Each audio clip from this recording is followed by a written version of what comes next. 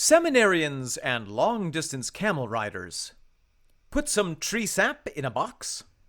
Make sure that rubber cigar isn't explosive. And my God, Melchior, what did you eat?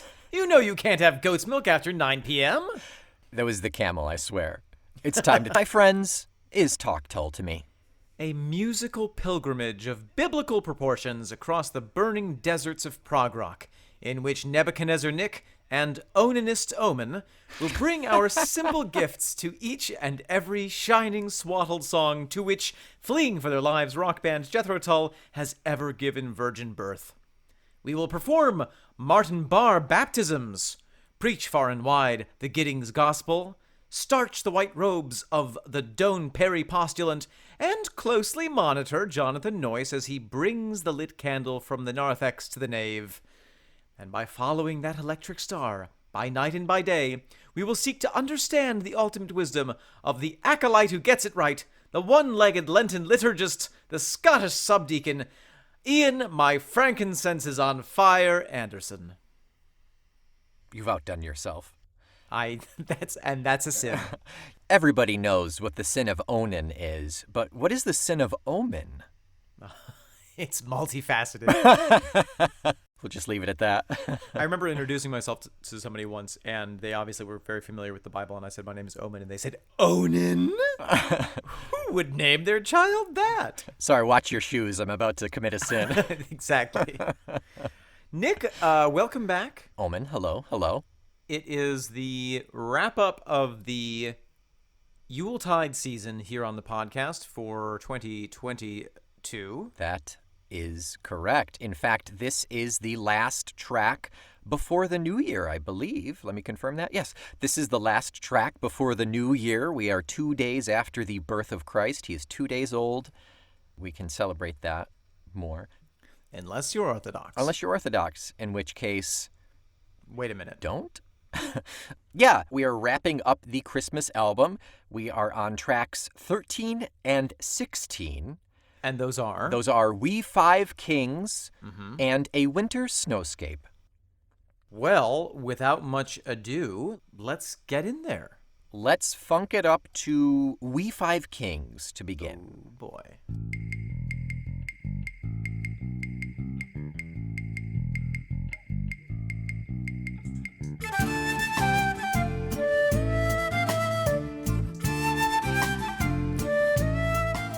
Nick, there we have We Five Kings. Funktastic, Omen. How lovely. It's really fun, isn't it? It was. Very jazzy, very swingy. I like it.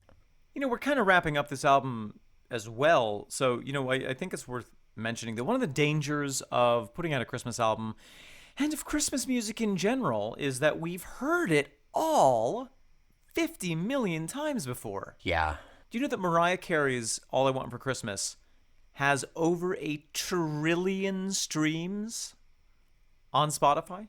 I can't imagine why. It has been played more times than there are human beings alive on this earth. I believe it. I don't know why, but I believe it. The amazing hoop that Tull has jumped through with this album is creating an album of real Christmas music that doesn't stick in the back of your throat like some kind of horrible caramel raspberry pip. Yeah, I think one of the dangers of the Christmas album, aside from the fact that everybody's heard all of these songs before, is that if you try to create your own original Christmas stuff, does it really feel like a Christmas song? I mean, you're going to hear it once and never really remember it ever again, but in the originals in here, they work. They work. Absolutely. Absolutely. They're very good. You know, do we hear them blasted at the mall day in and day out? If only. We should. We should. We should. But Mariah, Omen, hashtag Mariah. Hashtag Mariah. This song in particular is fascinating because it is one of the songs on this album, one of the pieces on this album, rather, that takes a traditional tune that we are familiar with and funks it up, jazzes it up. Oh, yeah. It's very swung. It's swung, it's hung. It's bung. Mm-hmm. Yep. Now, I want to talk to you about the very, very intro, the very, very first thing that we hear. Okay. Where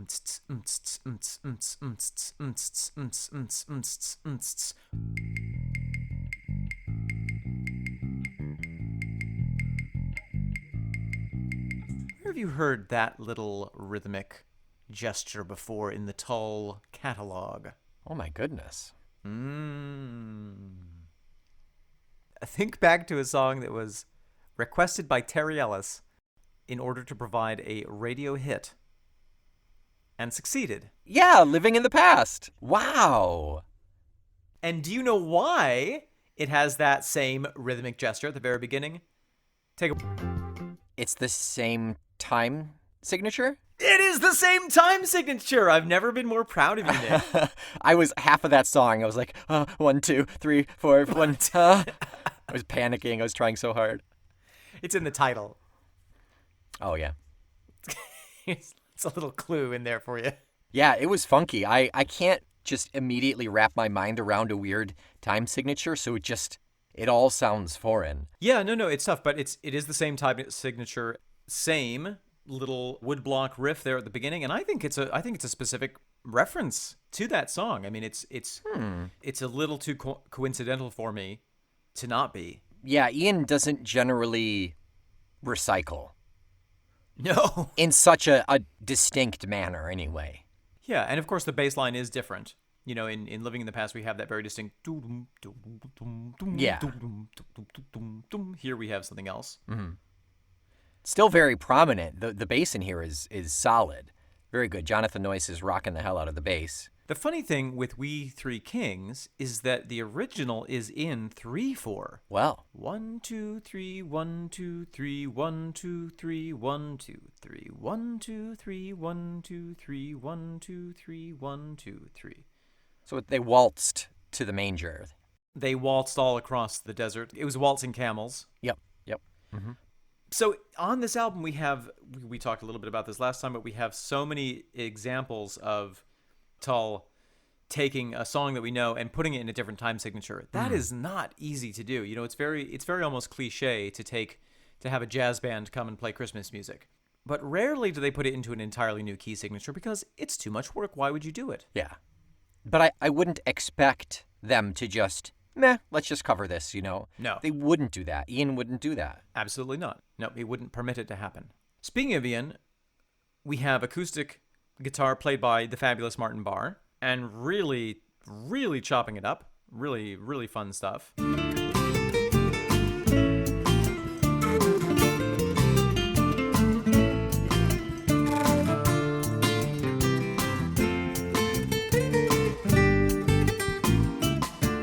At about 1:15, we have pianist Andy Giddings giving us a delightful solo on the piano. He immediately then switches to organ. Mm-hmm.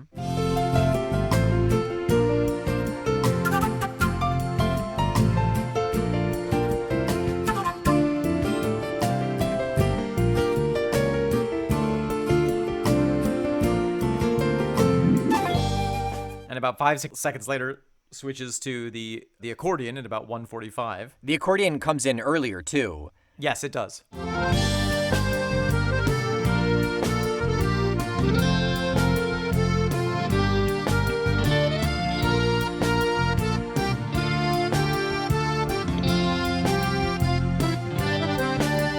Before that, we got that amazing accordion. I'm a sucker for that.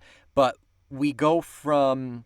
At about 45 seconds, we go into that flamenco style again, acoustic that we've been hearing.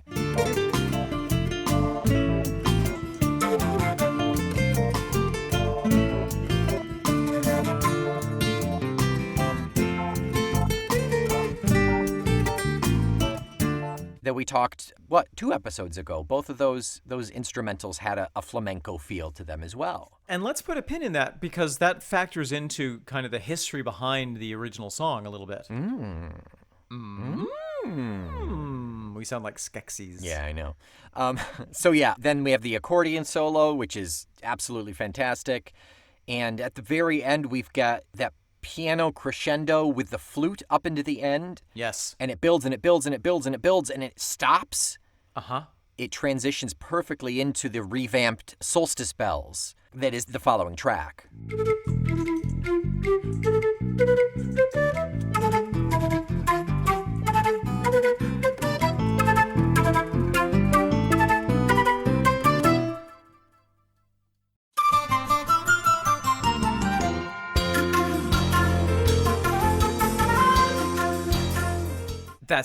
That's great. I love thinking about that in context. It also ends on an unresolved note, the end of the song proper. Right, which really, really makes you want that next song. It really gives you that closure with the start of that next song. Yes. Ah, that's so clever. Yeah. Lest we forget Jonathan Noyce, at about 2 minutes into the song, we have a rare bass solo, which is pretty fabulous. Yeah.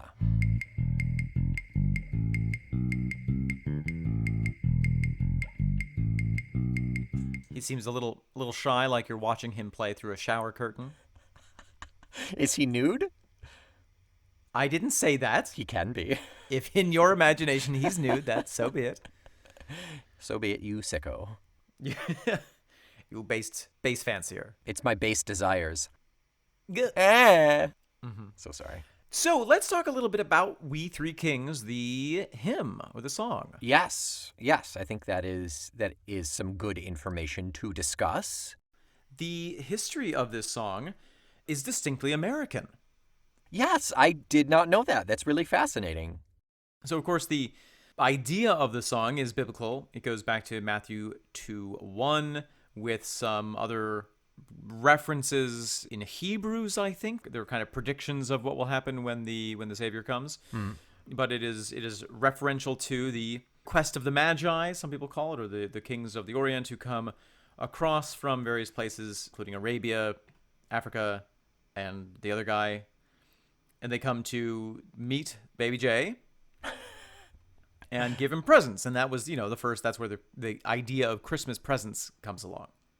Okay, yes, the gold, frankincense, and myrrh. Gold, frankincense, and myrrh, yeah. Kind of dope presents, really. And these were not Shadrach, Meshach, and Abednego. No. These were Melchior, Balthazar, and Gaspard. I never knew that one, so I couldn't remember it. However, those names are not directly from the Bible. Ooh. It is a supposition based on history and tradition that those are the names of the kings, based on where you can extrapolate that they may have been from with evidence in the Bible, and then basing that off of historical things.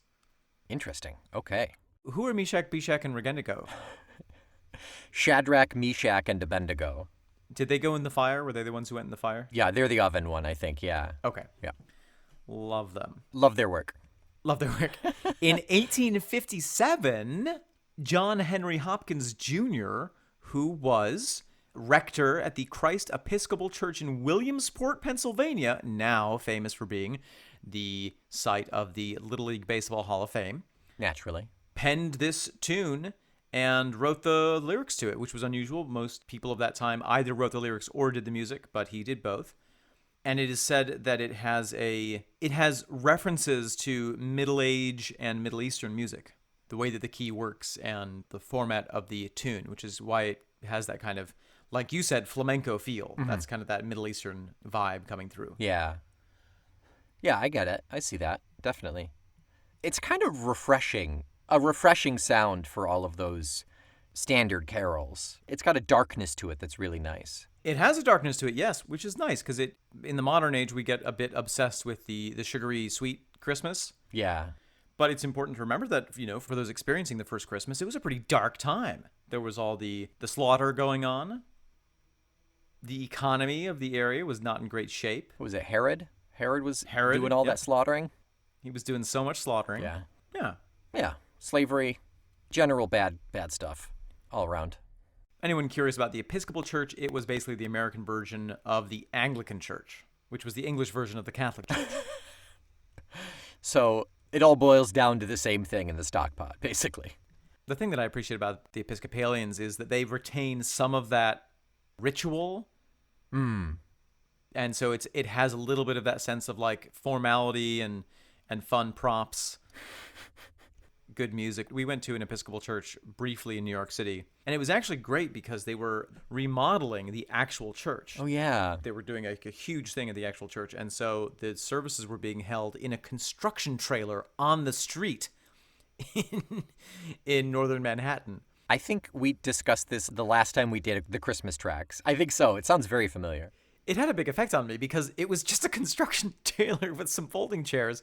And then the priest was all, duded up in his kit and had the bits and bobs and was doing the whole thing. But it felt very focused. It was like, oh, yeah, this is like closer to the original Christianity when they just would get together in people's houses and talk about their feelings. Yeah. Feelings for God. Right. Absolutely. You wouldn't talk about any other feelings.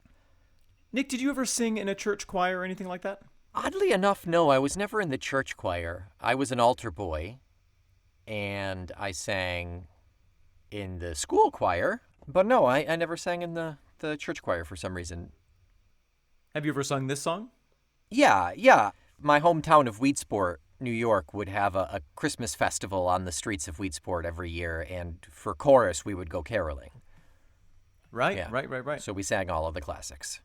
You may have also sung this at the Skinny Atlas Dickens Street Festival. I was thinking about that, but I don't think we ever really did this song. It would have been very much in the time. It would have been a new song in the late 1850s or early 1860s. The newest pop hit. Henry Hopkins Jr. just dropped a banger. 3-part harmony. Here we go. Tune into your... They didn't have radios. Tune into your... They did not have radios. Tune into your pamphlets? Tune into your pamphlets, yeah. Yeah, okay, there we go. Tune into the Wells Fargo wagon. There you go. It's a-coming. It's worth mentioning, Nick, that there are also several parody versions to the lyrics of this song. Okay, exciting. We three kings of Orient are, one in a taxi, one in a car, one on a scooter, beeping his hooter, smoking a fat cigar. You may have heard of that one. I've heard We Three Kings of Orient are chewing on a rubber cigar, I think. Okay, yeah. I don't know how the rest of it goes. It was loaded. Oh, yeah, and exploded. That's how we traveled so far. That's it. Yeah, here you go. There's also a chorus. Oh, star of wonder, star of might, fill your pants with dynamite. Let the fuse and off we go, round the world to Mexico. Wow. Mexico, New York, obviously. That's strange that is such a specific reference. Anything else to say about We Five Kings, Nick? The 5 is obviously a reference to all of the players of Tull at this time. Oh my God. That is obvious, but I really missed that. Wow, seriously? Yeah, I did not think of that at all. Baffling. Absolutely baffling. I was thinking about the time signature. I mean, it's convenient. It's convenient. I mean, maybe... It works both ways. Yeah, I mean, maybe it was kind of backronymed that they decided We Five Kings because it's the 5 of us, so I'll make it in the 5 time. 5-4. Wow. Sure. Maybe. We Five Kings. Yeah, I mean, who knows how it happened, but I love that observation that you made. It was so obvious that I couldn't see it. I love that you could not make that observation. Nope. Completely opaque to me.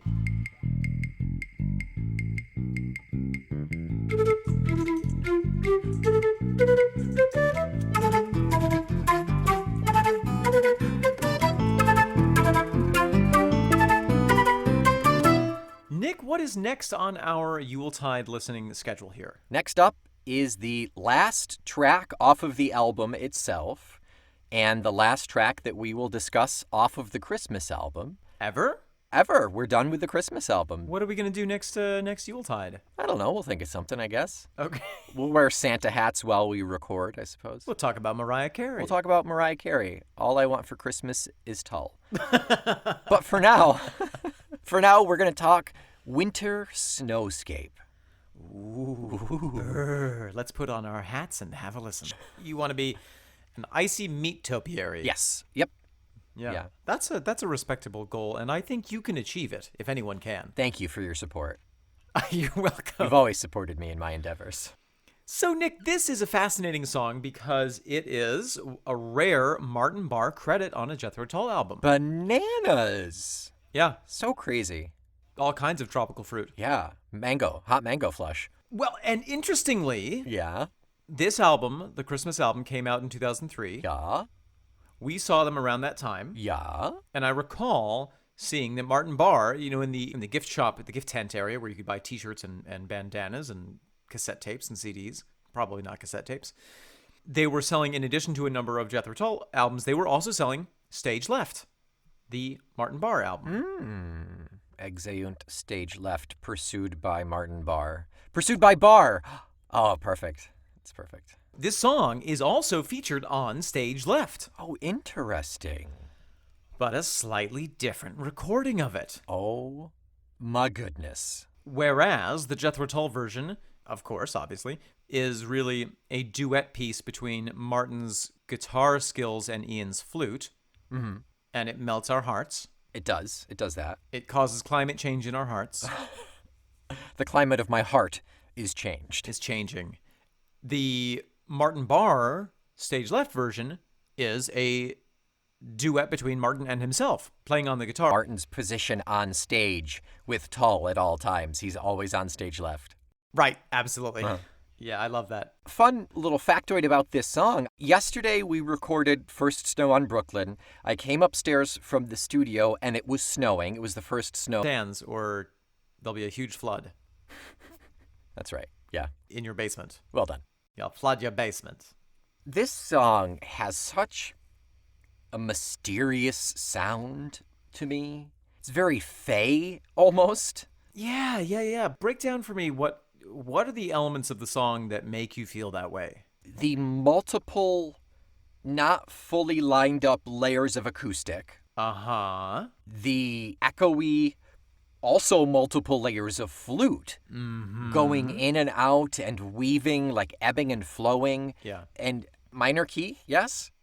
Yeah, I would say so. Although the key changes several times. Yeah. I noted that it's sort of like wandering lost in a forest of key changes. Yeah, that feels right. Yeah. So it's all of that kind of encompasses and a lot like, it's similar in a sense to First Snow on Brooklyn because you've got the lyrics and then the music and it gives you this image, this concrete image. Even though this one doesn't have lyrics, it paints such a vivid picture for me. Yeah. I suspect that even if the title wasn't a winter snowscape, we would still imagine for ourselves some very beautiful and taut natural environment and that is filled with mystery and maybe a hint of danger. Right. Yeah, you could have put this on Songs from the Wood and I would have imagined the exact same forest, just no snow on it. Yeah, or less, at least. Less snow, yeah. I'm really excited to talk about the music, the rhythmic elements of this song, because this, on first listen, I was kind of like, it's a guitar-y instrumental. Cool. But because we're listening to it with a critical eye for this podcast, for the edification of hopefully at least ourselves and perhaps someone else, I started listening to the time signature. I trying to find the time signature. Yeah. And while I was heating up some old curry in the microwave, I was pulling my hair out, trying to figure out what the hell was going on. Did you ever figure it out? I did. The solution is don't put the curry in for 7 minutes in the microwave.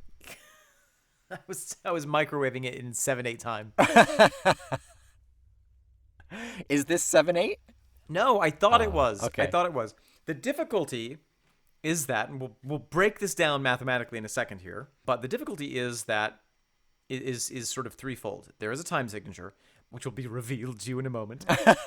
Brace yourselves. Everybody write it on a little Post-it, stick it under your seat, wait for the reveal. If you win, we'll send you some cotton candy. We'll send you home. We'll send you home. Get out of here. Martin is playing triplets. 1, 1 2 3 1 2 3 1 2 3 1 2 3 Okay. 1 2 3 1 2 3 1 2 3. But he's not playing them regularly. Sometimes he's going 1 2 3 1 2 3 1 2 1 2 1 2 1 2 3 1 2 3 1 2 1 2 3 1 2 1 2 1 2 3. None of that matches up at all with the time signature itself. Also, the melody isn't starting necessarily where the measure is starting. It's picking up halfway through the preceding measure. It's ending halfway through the next measure. Yeah. It's bouncing all over the place, and those musical phrases are not necessarily all the same length. And so it gives you this sense of being, like you said, lost in this wonderland.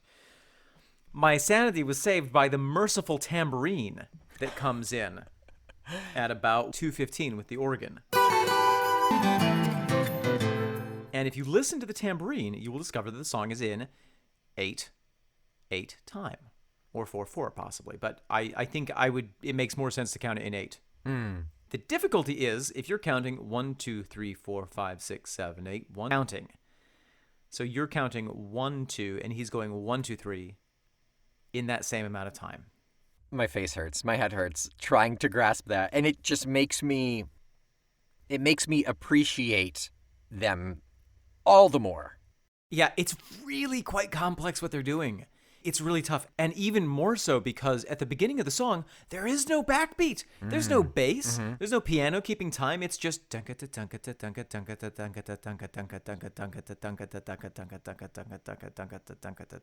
level of facility than us who are like struggling to count to 10 sometimes. It really does just show how beautifully skillful each person is in this band as a musician and what beautiful intergradationalness they have. Does that wacky meshing of time signatures, does that by definition make this song prog? Like, is that, is this an example of like, hey, this is prog rock? And I don't know the right answer. I'm not like fishing for anything. I think that's a genuine question because when I think of prog rock, my simple go-to answer is like funny time signatures, Sure. I guess the question is also like, is this rock? Oh, fair enough. For me, this is more like a modern composition. Yeah, I certainly wouldn't call it rock. And therefore, if it is a modern composition, it wouldn't be prog, right? Like it's just... Labels are for the jars of things I have under my desk. Ooh. Skittles, feces. I forgot to label them. Paper clips. I will snack from one of these jars. Are they chocolate raisin or teardroppings? Find out. Did you may have actually been exposed to this. Did you ever as a kid see the anime movies Unico based on the manga? They were from like 81, 83. There were 3 of them. I don't think I ever did. No, that doesn't ring a bell. They're super dark and super weird, but this music reminds me, I think, I'm going to have to go back and watch them and listen for like a music part, but this instantly transports me to those weird, like dark moments in these freaking ancient animes. It's not Studio Ghibli stuff, is it? No. Huh.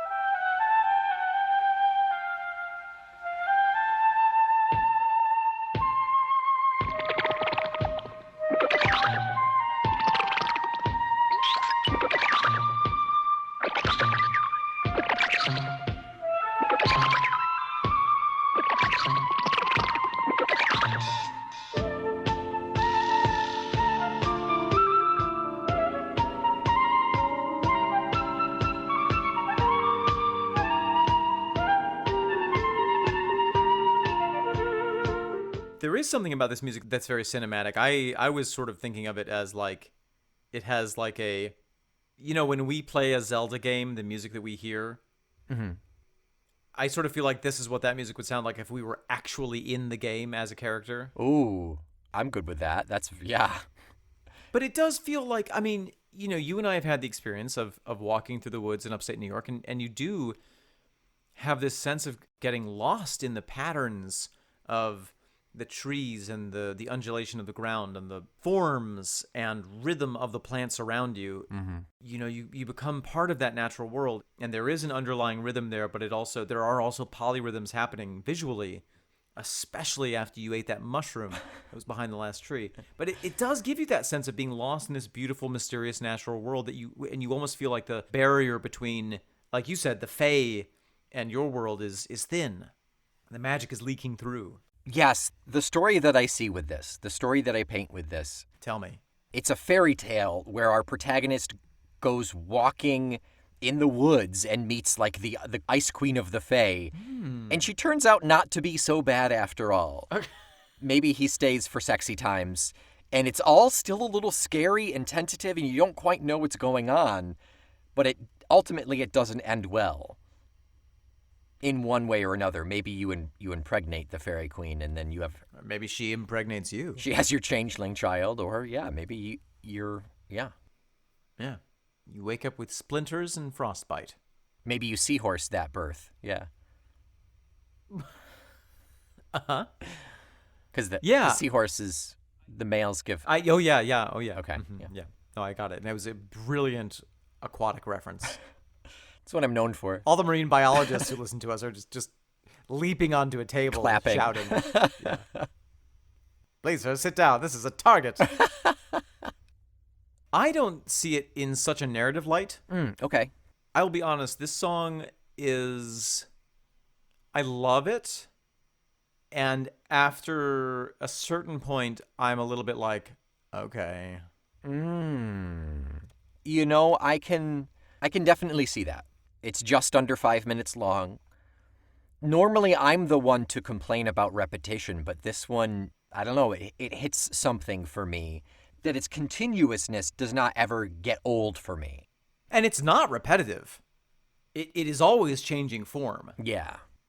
I guess for me, it's a little guitar-ishy. For the level of adoration and praise that you have for Martin Barre and his guitar. I know.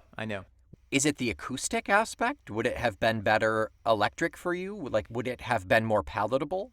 You know, it's just something you listen to it and you're like, oh yeah, a guitarist definitely composed that. Says the son of a guitarist. Well, Yeah. I should know. Yeah. Guitarists can get a little weird about their instrument. I mean, I guess any instrumentalist can get weird about their instrument. We'll have to ask Claire her feelings about her flute. Yes, I mean, flautists are as weird as anyone, but... Yeah. Oh, I heard a funny thing about flutes and facial hair recently. Little tidbit. Is this separate from the reason why Ian didn't like the saxophone? It is related. Okay, go on. So, apparently, just in the way that Ian didn't like the feeling of the reed against his bebeardedness... Beardedness. Apparently, the soul patch, which is the little piece of hair that grows out from, your just below your bottom lip, Yep. is credited to have originated with jazz flautists because they didn't like the feeling of the flute against their shaved underlip. Wow. And so the soul patch apparently came into fashion because of jazz flautists growing a little protective growth there. A little bush. So they didn't have the flute just like whacked right up against their skin. Just think, in an alternate universe, it's referred to as the flute shrub. A flute flower. Yeah. That's really cool. That's very fascinating. And in fact, sometimes instrumentalists, flutists or flautists, we should ask Claire, who don't grow that hair, will often put a Band-Aid right on that part of their lip to give a little bit of padding. You know, I didn't see a soul patch or a Band-Aid on Claire, so... Guess she's not a real flautist. Oh. Or she just has a higher pain tolerance. That's true. She has a callus there, yeah. A flute callus. Yeah. It's like violinists. If you see a really dedicated violinist, they usually have what looks like a hickey. Oh, wow. It's because you hold the violin against your neck. Yeah. It's just a permanent mark. Yeah, and also because they got made out. That's the most passive they got made out with. Very, very passive. I was just there. It just happened. I was made out with. Where were we? Winter Snowscape. Guitar. It feels unnatural for me to make any critique of Martin Barre's genius because I know. I love his playing. I think he's an amazing musician. There's something about this song that feels to me just a little bit indulgent. Huh. And maybe that's okay. Maybe we should indulge in it. I don't get that at all, though. That's very strange. I think between the many layers and the weird-ass time signatures, I just can't get enough of this song. Let's also talk about some of the other instruments. At about 2:15, the organ comes in very... Just that one. When you were talking about the synth, was that the triangle tinkle? The ting ting ting ting ting ting ting, or is... Oh, no, I missed that. Okay, yeah, that's also very subtle. Everything that's not flute or guitar is like so far below the surface. It's really pulled back, yeah, and it's gorgeous. Subdermal, and you really you have to listen for it, and you hear a different one each time you listen to it. There's a fun thing very much toward the end. There is a sense of wind, and I don't know if it's just the built-up reverb from all the other instruments or if there is actually another sound in there maybe created by the organ or the synth that is providing us that wind. You know what I think I'm reacting to? I think that I am reacting negatively to my own sense of indulgence in music like this when I was younger. So it was guilty pleasure back then, or not necessarily a guilty pleasure, but you used it to make yourself feel superior? Or better, at least. Yeah, it was definitely a form of escapism. This is the most embarrassing thing I've ever admitted, I think. Oh my gosh. Let me get the list out. Hang on.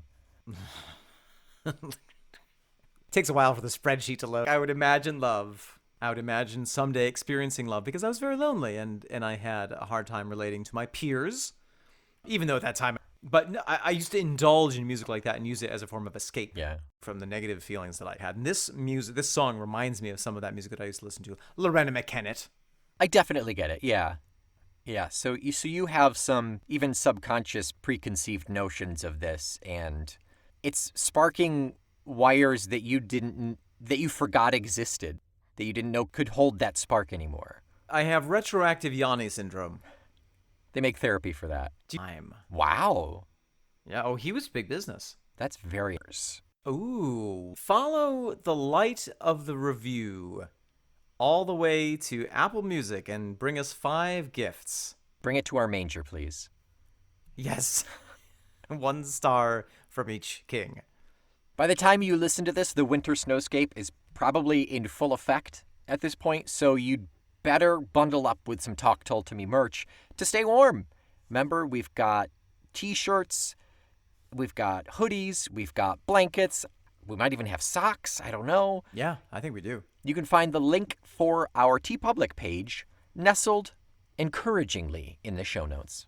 Oh, Star of Wonder, Star of Might, you can fill your pants with the dynamite of our Discord, where you can hear the good word spoken by all the other Tull acolytes who join together in praising him. Join together in fraternity of praising the work of Ian Anderson and Jethro Tull. You'll also get 2 additional podcasts with that Patreon membership.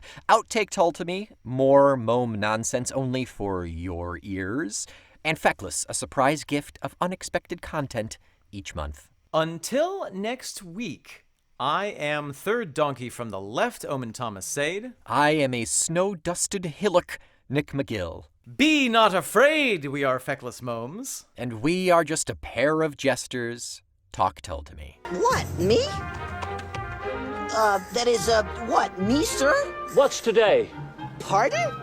What's today, my fine fellow? Today? Well, today is Christmas Day. It's Christmas Day. I haven't missed it. The spirits did it all in one night. They can do anything they like. Of course they can. Of course they can. Of course they can. Do you know the poultry shop in the next street? Yes, sir, I do. An intelligent lad. A remarkable lad. Do you know whether the prize turkey has been sold in the window? Oh, the one twice as big as me? It's still there? Oh, it's a pleasure talking with you, lad. Go and buy it. Be serious. I am being serious. Buy it for me and I'll give you a shilling. Oh. No, I'll give you 5 shillings. Well, it's